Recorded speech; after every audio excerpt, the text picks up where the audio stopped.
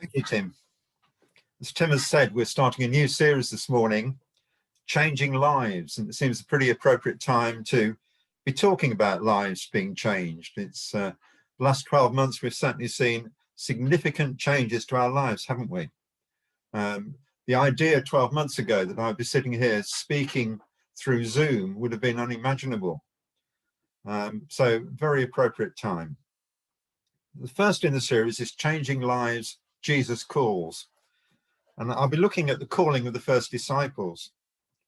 The reading was Matthew's account of this event, and this is one of the few incidents that's reported in all four Gospels: Matthew, Mark, Luke, and John.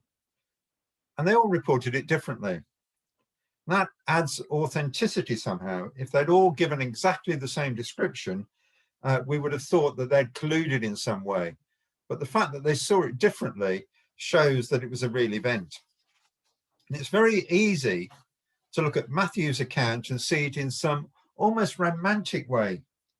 Jesus, walking by the lake, sees two men, working fishermen, and out of the blue says, "Come and follow me." And immediately, without question, they drop everything and follow. Wow, what faith to pack up and go just like that. It sounds fantastic, but it's not actually the reality of it. When you look at the other accounts, it paints a somewhat different picture. John records that Andrew and Simon Peter were followers of John the Baptist. John the Baptist pointed Jesus out to them, and they started to follow Jesus and spent the day with Jesus. Luke records that Jesus commandeered Simon Peter's boat and sat in it, teaching the people, building up a relationship with Simon Peter at the same time. Mark records that it was after John the Baptist was put in prison that this event took place. The first part of the reading in Matthew supports this. Andrew and Simon Peter losing contact with their leader, perhaps looking for a new purpose. So it's not quite the spontaneous episode that I'd always thought of, having read Matthew's account. I don't think they were simple fishermen either. I think they were they were businessmen. They had their own business, fishing. So what can we learn from this? Firstly, Jesus called them. It was an invitation, not a command. Invitations are quite strange, aren't they? Sometimes they're very welcome, and we receive an invitation and we think, yes, that's lovely. I'd really like to be there and go to that event or whatever. Others are not quite so welcome, are they? And we can sometimes sit back and think, do I really want to go? Why have they invited me? And we can easily make up excuses to find reasons not to accept the invitation. In fact, Jesus told a parable, didn't he, about a feast where lots of people were invited and they all came up with excuses for not going. That is the issue, that an invitation means that you have a choice. Over the last year, some of the changes we've had to make haven't been by choice. We've had to make them. It's been by law. It was an order, stay at home. But Andrew and Simon Peter and the other disciples had a choice. But it was a considered choice. It wasn't just spontaneous. They had met Jesus, spent time with him. They'd listened to him. They'd heard what John the Baptist had said about him. They weren't blindly following. And it's important to understand that. In Luke, Jesus stressed the need to count the cost. You don't build a tower without first estimating the cost to make sure you can finish it. I'm sure the disciples didn't fully understand how much it would cost to follow Jesus, but they knew there would be some cost. They'd seen the opposition to John the Baptist. They'd seen John the Baptist imprisoned. They knew it wasn't going to be an easy road. Jesus will never force anyone to follow him. It's always a personal choice. And he never pretended that it would be easy or comfortable. But it's still a choice that we can make to follow him. Secondly, the disciples faced a major change to their lives. Now, over the last year, we've made lots of changes to our lives, and they might seem major, but in reality, for most of us, they're not that significant. And I don't want to underplay in any way the inconvenience and the distress that the last year has caused. There's some people losing jobs, losing loved ones, loneliness.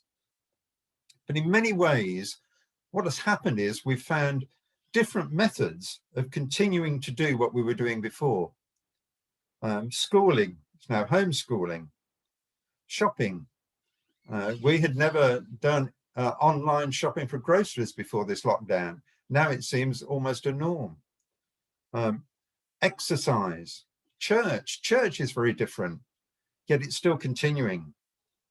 Finding different ways to carry on doing what we were doing before. But for the disciples, it was a radical change, a complete change of direction in their lives. It wasn't a, come and help me at the synagogue on the Sabbath. It was completely changed the direction of your life. Leave your job, leave your home, leave your family. Not many are called to make such drastic changes, but we are called to be radical, to live by different standards to the norm in our society, different values, different purpose, different hope. Jesus has called us to be different, significantly different. Over the last few weeks, Tim has been doing a series on living a simple life, and one of the issues there was we ought to obey the laws of the land. And it's not a big thing, but it's so easy not to. In this lockdown, it would have been quite easy to stretch the limits of what we're allowed to do. But in reality, as Christians, we should be following the not only the letter of the law, but the sense of it as well. The disciples, it wasn't just a small tweak to what they were doing, but a radical change to their lives and their lifestyle. They made a choice to follow. That's a life-changing choice. Finally, the choice they made was permanent. Yes, they had a slight blip after the crucifixion when they went back to fishing, but shortly after that, when they saw the resurrected Jesus and the day of Pentecost, there was no going back. They weren't fishermen anymore. They were the founders of the Christian church. Tomorrow, lockdown starts to ease. Over the coming months, life will start to return to some degree of normality. The changes we've had to put up with over the last 12 months have been temporary. Some elements of life will be different and a new norm will be created, but generally it will be temporary changes which can be reversed. Basics will return. But for the disciples, the change was permanent. They were changed for life. Jesus warned against temporary changes, people starting out then turning back. And that happened even in Jesus' days, that some of the disciples turned away and went back. But Jesus talked about sticking with it. You'll read in lots in Paul's epistles about perseverance, sticking with it, seeing things through even when things are difficult and tough. We've needed perseverance over the last 12 months, but we need even more perseverance in the Christian life over the whole of our lives. The call of Jesus to us is the same as it was to those disciples 2,000 years ago. Follow me, but do so on an informed basis. Know what you're doing, knowing it will make a significant permanent change to your life. Jesus really is truly life-changing. Thank you.